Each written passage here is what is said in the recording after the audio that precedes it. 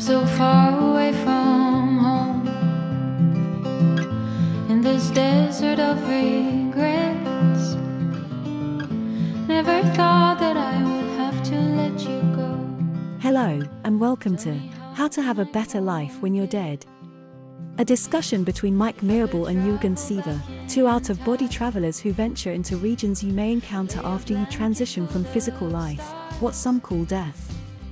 Some of these are the areas reported in near-death experiences. We say, have a better life, because life continues, and the moment you die to this world, you will find yourself in another reality. Between them, Mike and Jurgen have over 75 years OBE experiences to talk about. I hope you enjoy their conversation. Even if you don't love me, even if you don't love me. Okay, without further ado, let us start straight away. Mike, tell us a little bit about your latest out-of-body experience. Yeah, well, like last night, I went into a consensus reality. It was sort of a narrow one. Mm-hmm. And I was taken there by a guy named Kevin Hong. Mm-hmm. So he looked like he was sort of a, mixed race, Asian and Caucasian. Anyway, he took me into this place and we were talking about a lot of the things that he was going through now that he was dead. Mm. And he showed me how he died. He had died of cancer, and he showed me the IVs that had been hooked into him. When you talk to these people, they can, when they mentally want to give you a picture of something, you can get it. Yeah. And, it was interesting. He showed me, I asked him about how you communicate. I said, when you first got here, do you communicate differently now than you did when you first got here? And he said, yes, very much so. I thought in words and like with someone like you, I think in words, but I think in pictures more, Mm-hmm. and through exchange of emotions and things like Mm-hmm. that. Yes. And he brought out a little boy, and he said, I want you to meet my son. Yes. And I said, your son? And he said, yeah. And I said, is he going to reincarnate? And he goes, oh, no. He said, these are like thought forms. So we can have children here, but they're not going to reincarnate or anything, but Yes. they're like real children, and we can enjoy their company. And then he showed me what he was doing, and I said, so you still work here? And he goes, oh, yeah. And he showed me what he did for a living. And, he puts things together, mechanical devices and things like that together. Yes. And he goes, I said, you still work? And he goes, oh, yeah, you have to have stuff to do here. Yeah. I thought I was saving that for you. I thought you'd find that interesting. I think that is really interesting. Let's talk a bit more about that, because one thing I really find interesting, that he made his thought form a child thought form, which of course to him was almost like a real child, was it? Right. Yeah, because I had a similar. And he was a Caucasian child. Yes. I thought that was interesting. Well, that's really interesting. I had a very similar experience where people created these kind of, I call them artificial entities, okay, where people create, for example, servants in one experience, people who serve them, who are butlers and chauffeurs, okay, and they drive them around on the astral plane and stuff like that. They have staff. And these thought forms, they are so invigorated with their energy of the creator that they become almost independent entities. And that's another really interesting subject which has got enormous potential. And these thought forms, of course, they can be incredibly varied. They can be almost anything.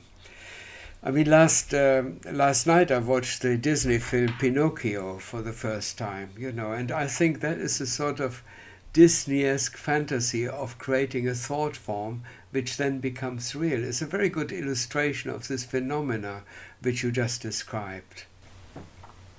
Yeah, so in lucid dreams, I found that to be really true. Yeah. That these people had backstories and backlives, but they could only go so deep with it. So some of the characters that I would meet in lucid dreams, they could only talk maybe for a few minutes and then it lapsed into gibberish. Because I was trying to figure out, am I talking to another dreamer or am I talking to a dream character? Yeah. And sometimes I would get into it with them where they would take me to their home, they would introduce me to their family, and I would keep pressing it because I can stay lucid for really long periods of time. Yeah. I've been up lucid up to 6 hours continuously. Wow. So yeah. I can dig really deep into these things. Yes. And but I found that even in those scenarios, they can only go so deep. You know, so he got me down to like one of his children who was fully formed, and then another one was a relative, his mother or his grandmother or whatever, and they were only partially formed. So this dream character hadn't quite developed his whole thing. Yeah. So I think what happens, Jurgen, is that just like if we're an avatar in this reality, and we expand our abilities of creation, then our avatars might be our dream characters. What do you think about that? Absolutely, yeah. I wouldn't doubt it really, because that is why this physical life, viewed from a different perspective, appears to be quite unreal. And also the thing is, what I experience when I get to my real self, let's say my real self is experienced in a state of what one could describe as cosmic consciousness. Okay? Cosmic consciousness is the sum total of our awareness. And our awareness, the best way to then describe a human being would be a network, like an amazing sort of mandala or a three-dimensional construction made out of millions or billions of hexagons, and at each meeting point is an aspect of ourselves, which could be a personality trait, a skill set, or even a past role we played or past life. And viewing it from this point of view of the cosmic consciousness, then we are indeed a artificial entity, a character created to fulfill a certain role. And we are not, compared to that state of consciousness, we are just a dream character, as you just said. And I find this absolutely fascinating. Yeah, I mean, I think in our conversations, we're probably going to delve into this, and it's sort of controversial that our egos really want to believe that we're sort of the spiritual. I don't even use the word spiritual or any language like that. But that is what makes it... I don't even know what cosmic consciousness means, to be honest with you. Maybe we can talk about that at some point. But I mean, when you say that, that flies over my head. I'm sure it's a real thing, but I haven't gotten there. So I guess that my peak experience was as close as I got. But, you know, for the most part, I'm kind of tethered to the terrestrial world. I just have these excursions. And I take my terrestrial understanding of reality with me. However, the idea that we are in a simulation is something that I would like to explore, you know, in depth with you, because you might know some things that I don't know about it. But I mean, the more I've gone into this, and whenever I want to have an experience that sort of validates that we are in a simulation. If I just think about it, on one of my excursions, it's like I have it. And I come back with an experience that says, oh, yeah, this is a simulation. Yes, of course. We prove that to anybody else. I mean, it's our experience. Yeah, I think you're spot on with the simulation process. Tom Campbell is another one who sort of promotes this idea very strongly.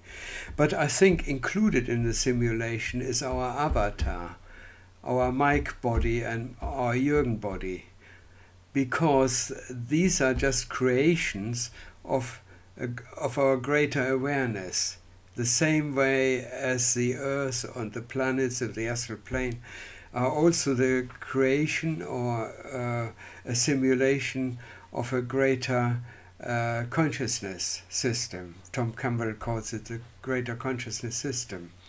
And seeing it from this point of view, then when we take it to the final question, who we are, who am I, and then the answer is, okay, we are just awareness.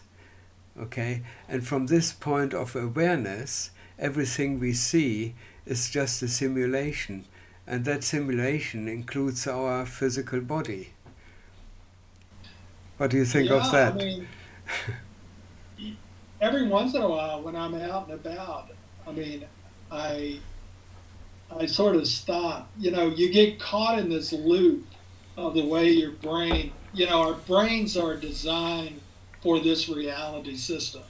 So we sort of lock into it, and we get caught up in all the routines, day-to-day routines, personal things that come up, our relationships and what have you. But I think for me, at least once a day, and a lot of times it's in the morning when I wake up from one of these experiences, I start to question, okay, what is all this? And I remember back when I had my original experience, the memory of that, when I saw behind the scenes and I saw that, yeah, it is like a movie set and I'm like an actor playing a role in this. But as that closed back up and my personal sense of self took over again, then I got caught up in the fact that I'm Mike Marable. I'm basically, this is my history, this is where I'm going, this is what I'm doing.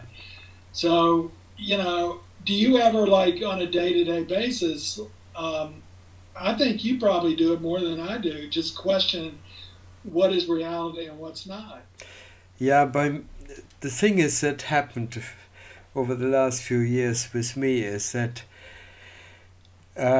I'm not identifying any longer with this Jurgen personality or persona any longer. I can't. It just sort of is not stable enough. And what I identify with is awareness. Okay? And this, for example, the only way I can maintain the awareness here is by focusing almost exclusively on the being state of the here and now. And everything that is sort of associated with me is just an intransient aspect which has no real substance. So the only thing that is real in my life is awareness. Okay, so I don't find anything that happens to my physical body or my persona, let's say, is of any lasting effect, and that that includes, for example, if all the identification with this persona, this personal me, it just doesn't exist anymore. So if people throw an insult at me, that goes straight over my shoulder. I can't identify with it. The same is true when aspects like, do you feel proud of what you have, or do you feel proud of who you are or what you have achieved? No, I don't know what that would feel like, Yeah. because Let me stop you on this. So, um, again, awareness is one of those words I don't know what that means, in the context that you explain it. But let me just ask you a couple questions. okay. All right. So, if you had a car accident, Mm. would you just get out of the car and it wouldn't bother you? You wouldn't have any concern about your car, or No. you would just kind of, okay, that car is gone. Well, I Help yeah. me understand what that means. You said you don't have any sense of self. The thing, what it means is, for example, if I had a car accident, which I have had in the past, these things are, well, if you are sort of come out unscathed, okay, if you are injured or something, that's a different matter. But if your car is, let's say, written off, then the thing is, you see it as a material thing which is insubstantial, and you momentarily see it as an inconvenience, okay, but it is not actually affecting the aspect of your true being. Okay, it's a Right. bit like a, But you're not. it's a So bit, you're not thinking like, oh, now I gotta come up with the money to get the repairs. I gotta be inconvenient. yes, I've got, yeah, oh, now the wife's got to drive me around, and you don't even have a momentary like feeling that. no, let me just explain it a bit more. These things all exist, okay? The feeling of inconvenience, the fact that you are becoming a nuisance to your wife who has to become the chauffeur. These things still exist, but they're not something you feel identified with. It's very difficult to explain. It's not your hurt. It's a hurt of the persona. The thing is, what happens is that as long as you're a human being, you have got various energies. There's a physical energy field, which is actually the physical body. And then there's the emotional energy field, which is your astral body. And then there is the mental energy field, which is your intellect and everything. So these energies still exist. So if something happens to your physical body, like when I had COVID, okay, and I felt really ill, that is a very strong physical experience. But it is an experience which is only related to the physical body. It's not related to the greater aspect or the greater awareness. So when you get into the aspect of your greater awareness, your identification no longer belongs to the physical body, which may still be suffering and be in pain, but the link, the immersion is no longer there. Okay? Your body suffers. The same with, for example, emotional pain. Let's say bereavement. Your emotional body still experiences this. You become sad, you cry, you laugh, you do all these things, but your center of identification no longer belongs to these emotional aspects of yourself. So you can actually. Now, are you enjoying this state? I mean, is this a state that you think is optimal, or it's have you? yeah. That do you feel any? Do you miss the more immersive experience and the human experience, or you think that you got the best of both worlds now? Well, what happens is actually the awareness. Let's call it the unity. I call it the unity awareness. If anything, the unity awareness injects another level of experience into the physical aspect or into the emotional aspect. So you can feel, the experience becomes elevated because you begin to see things in a greater context. You know, you don't see it from your physical point of view exclusively. You see it as part of a greater experience which your unity consciousness is experiencing. So it becomes, in a very strange way, quite a joyful experience, because you see it in a much larger context, and you are not the object of the experience or the subject of the experience. Yeah. And so what happens actually, the more you are located in this unity awareness, the more freedom you have over what is happening in the physical world, because you know right from the beginning that your existence is not under threat, because that is not what you are. You know you are So when you immortal. when you eat ice cream, Oh yeah. you have an enhanced experience of I ice have cream? an enhanced experience of eating ice cream. I have an enhanced You know experience. what you're describing sounds a lot like somehow you've tapped into your brain's own psychedelic functioning. You're Yes. describing what people say on mushrooms. But anyway, I'm going to get there based on what you're saying. As long, I didn't really understand from talking with you or watching your videos.